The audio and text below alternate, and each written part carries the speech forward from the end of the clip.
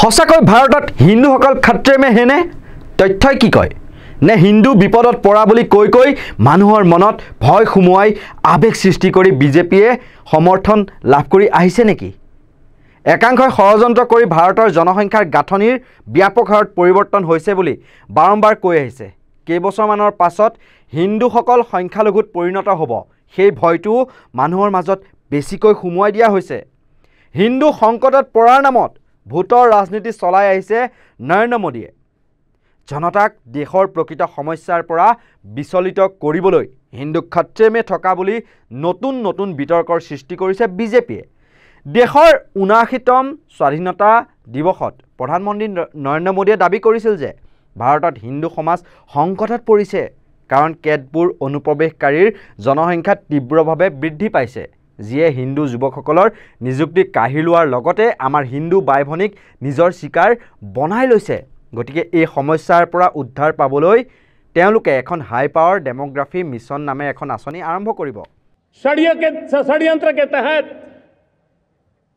सोची समझी साजिश के तहत देश की डेमोग्राफी को बदला जा रहा है एक नए संकट के बीज बोए जा रहे हैं और ये घुसपैठिए मेरे देश के नौजवानों की रोजी रोटी छीन रहे हैं एक घुसपैठिए मेरे देश की बहन बेटियों को निशाना बना रहे हैं और इसलिए मैं आज लाल किले की प्राचीर से कहना चाहता हूं हमने एक हाई पावर्ड डेमोग्राफी मिशन शुरू करने का निर्णय किया है ये मिशन इस मिशन के द्वारा ये जो भीषण संकट नजर आ रहा है भारत पे मंडरा रहा है जो संकट है उसको निपटाने के लिए तय समय में सुविचारित सुनिश्चित रूप से अपने कार्य को करेगा उस दिशा में हम आगे बढ़ रहे हैं প্ৰধানমন্ত্ৰী নৰেন্দ্ৰ মোদী স্বাধীনতা দিৱসত দিয়া এই ভাষণৰ পিছতেই সামাজিক মাধ্যমত মুছলমানসকলৰ বিৰুদ্ধে ব্যাপকভাৱে ভ্ৰান্ত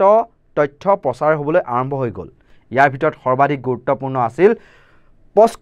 পোষ্টকাৰ্ড নিউজৰ প্ৰতিষ্ঠাপক মহেশ বিক্ৰম হেগড়েৰ এটা টুইট য'ত তেওঁ দাবী কৰিছিল যে 2016 চনত হোৱা 95% ধৰ্ষণ ইছলাম ধৰ্মাৱলম্বী লোকে কৰিছিল আৰু 96% ভুক্তভোগী হিন্দু মহিলা আছিল দেশখনত 2016 চনৰ পৰা 2018 চনলৈকে হোৱা ধৰ্ষণ কাণ্ডত 84374টা ধৰ্ষণৰ ভিতৰত 81000 ধৰ্ষণকাৰীয়ে মুছলমান আছিল বুলি তেওঁ দাবী কৰে আৰু এই টুইটটো কেইঘণ্টামানৰ ভিতৰতে অসংখ্যবাৰ শ্বেয়াৰ কৰা হয় আৰু বিভিন্ন হোৱাটছএপ গ্ৰুপ ফেচবুক আদিত ভাইৰেল কৰি দিয়ে বিজেপিৰ ভক্তগণে এই দাবীটো কেৱল পৰিসাংখ্যিক তথ্যই নহয় এটা মিথ্যা বিৱৰণ দিছিল যাৰ দ্বাৰা মুছলিম সমাজক অপৰাধীৰ সমাজ হিচাপে প্ৰতিষ্ঠিত কৰাৰ চেষ্টা কৰা হৈছিল বিশেষকৈ এইটো টুইট ভাইৰেল হোৱাৰ পিছতেই মহিলাৰ সুৰক্ষাক লৈ মুছলমান সমাজক লৈ ঘৃণাৰ ভাৱ বা উদ্ৰেক সৃষ্টি কৰাৰ বাবে চেষ্টা কৰা হৈছিল কিন্তু উল্লেখযোগ্য যে এনচিআৰবি অৰ্থাৎ নেশ্যনেল ক্ৰাইম ৰেকৰ্ডছ ব্যুৰোৰ তথ্যত কেতিয়াও ধৰ্মৰ ভিত্তিত কোনো অপৰাধৰ তথ্য সংৰক্ষণ কৰাৰ ব্যৱস্থাই নাই তেন্তে প্ৰশ্ন উত্থাপন হয় যে তেওঁ এই তথ্য ক'ত পালে অৰ্থাৎ তেওঁৰ এই তথ্য ভুৱা আছিল মন কৰিবলগীয়া বিষয় যে মহেশ বিক্ৰম হেগড়েক দেশৰ প্ৰধানমন্ত্ৰীয়ে নিজে এক্সত মানে অনুসৰণ কৰে বা ফলো কৰে আৰু দুয়োৰে আদৰ্শৰাজিও একেই ইতিমধ্যে বহুতো সংবাদ মাধ্যমে এই তথ্য ভুৱা বুলি প্ৰমাণিত কৰিছে তদুপৰি এনচিআৰবিয়ে নিজে এই তথ্যক ভুৱা বুলি ঘোষণা কৰিছে এনে ঘটনাই প্ৰমাণ কৰে যে কেনেদৰে দেশখনত বিজেপি দল আৰু কিছুমান অন্ধভক্তগণে সাম্প্ৰদায়িক সংঘাতৰ বীজ ৰোপণ কৰাৰ প্ৰয়াস চলাই আছে যাতে নিবনুৱা সমস্যা বৃদ্ধি মূল্য বৃদ্ধি স্বাস্থ্য আৰু শিক্ষাৰ ক্ষেত্ৰত অভাৱ কৃষকৰ সমস্যা পৰিৱেশ সুৰক্ষাৰ দৰে গভীৰ সমস্যাসমূহৰ প্ৰতি কাৰো চকু নপৰে সাম্প্ৰতিক সময়ত সামাজিক মাধ্যমত বহুলভাৱে শ্বেয়াৰ হৈছে মুছলিম জনসংখ্যাৰ কেইটামান দশকত হিন্দুৰ জনসংখ্যাক চেৰাই যাব বুলি এতিয়া প্ৰশ্ন উত্থাপন হয় যে সঁচাকৈ ইছলাম ধৰ্মাৱলম্বী লোকৰ জনসংখ্যাই অনাগত দিনত হিন্দুৰ জনসংখ্যাক চেৰাই যাব নেকি ইয়াৰ প্ৰতি চিন্তা প্ৰকাশ কৰি হিমাচল প্ৰদেশৰ অখিল ভাৰতীয় সন্ত পৰিষদৰ প্ৰধান সত্য দেৱানন্দ সৰস্বতীয়ে ইছলাম ধৰ্মাৱলম্বী লোকসকলক লক্ষ্য কৰি বা টাৰ্গেট কৰি হিন্দুসকলক কয় যে হিন্দুসকলে আৰু অধিক সন্তান জন্ম দিয়ক যাতে ভাৰতবৰ্ষ এখন ইছলাম প্ৰধান ৰাষ্ট্ৰত পৰিণত নহয়, যিয়ে প্ৰমাণ কৰে যে ইয়াত অন্য সংখ্যালঘু ধৰ্মাৱলম্বীসকলৰ তুলনাত ইছলাম ধৰ্মাৱলম্বীসকলক অধিক লক্ষ্য কৰি লোৱা হৈছে। কিন্তু 2011 চনৰ লোকপিয়ল অনুসৰি হিন্দুসকলৰ জনসংখ্যা আছিল 79.80%, অৰ্থাৎ 96.62 কোটি। আনহাতে মুছলমানৰ জনসংখ্যাৰ হাৰ আছিল 14.23%, অৰ্থাৎ 17.22 কোটি। লগতে খ্ৰীষ্টিয়ান ধৰ্মাৱলম্বীৰ 2.78 কোটি আৰু শিখ ধৰ্মাৱলম্বীৰ 2.8 কোটি আছিল। আৰু ইয়াৰ উপৰিও তথ্য অনুসৰি মুছলমান জনসংখ্যা 2050 চনৰ ভিতৰত 18%লৈ সুস্থিৰ হ'ব বুলি ধাৰণা কৰা হৈছে। ইয়াৰ উপৰি মুছলমানে উৎপন্ন কৰা সন্তানৰ সংখ্যাৰ সত্যতা কি? ইয়াৰ বাবে এটা উত্তম পৰিমাপ হ'ল মুঠ উৰ্বৰতাৰ হাৰ।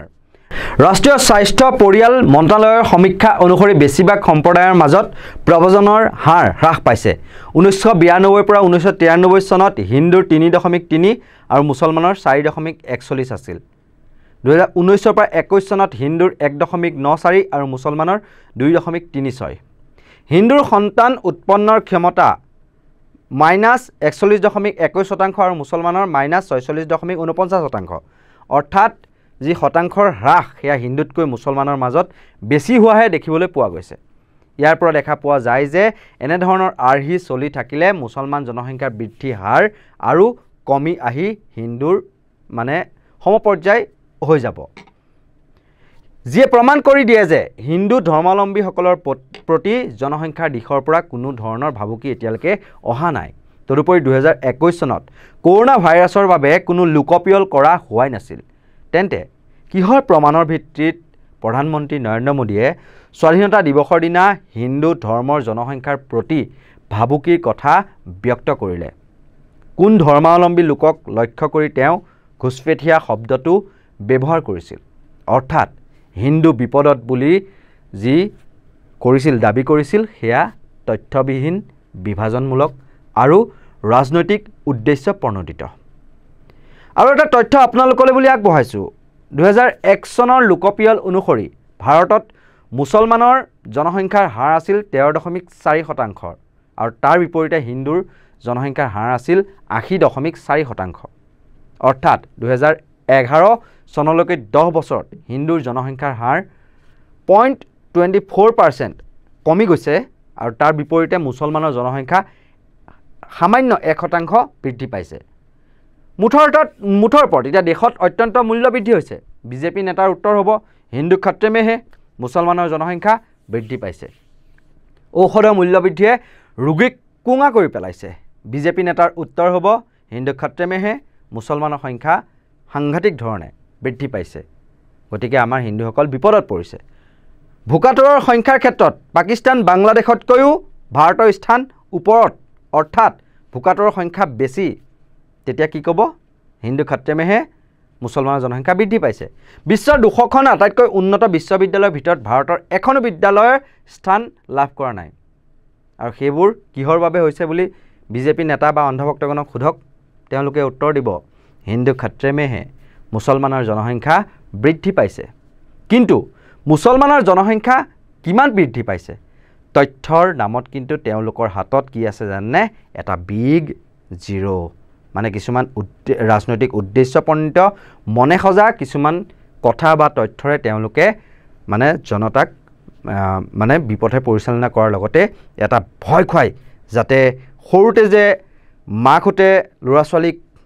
ভয় খুৱাই হাওঁ আহিব শুই যা, সেই তেনেকুৱা ধৰণৰ এক কাইৰাৰে হিন্দু খতৰে মে হে, গতিকে বিজেপিক ভোট দিয়ক, তেনেকুৱা এক কাৰবাৰ চলাই নিছে এইখন বিজেপি চৰকাৰে, নৰেন্দ্ৰ মোদী নেতৃত্বাধীন বিজেপি চৰকাৰে। আমাৰ এই বিশেষ প্ৰতিবেদনত মোৰ সৈতে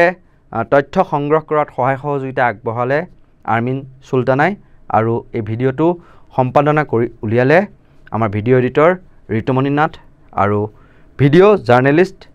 ৰিচাৰ্ড বৰ্মনে। এনেকুৱা ধৰণৰ সত্য নিৰপেক্ষ যিসমূহ বা বাতৰি আপোনালোকে তাৰ বাবে চাই থাকিব নৰ্থ ইষ্ট নাও আৰু যদিহে আপোনালোকে ইউটিউবত চাই আছে তেতিয়াহ'লে আমাৰ নৰ্থ ইষ্ট নাও ইউটিউব চেনেলটো ছাবস্ক্ৰাইব কৰি দিবলৈ নাপাহৰিব আৰু যদিহে ফেচবুকত চাই আছে তেতিয়াহ'লে আমাৰ নৰ্থ ইষ্ট নাও ভিডিঅ' আৰু এনি নাও নিউজ যি দুটা ফেচবুক পেজ সেই দুটা আপোনালোকে ফ'ল' কৰি দিবলৈ নাপাহৰিব আৰু আমাৰ এই ভিডিঅ'টো চাই কেনে পালে সেয়া কমেণ্ট ছেকশ্যনত জনাবলৈ নাপাহৰিব চাই থাকিব নৰ্থ ইষ্ট নাও ধন্যবাদ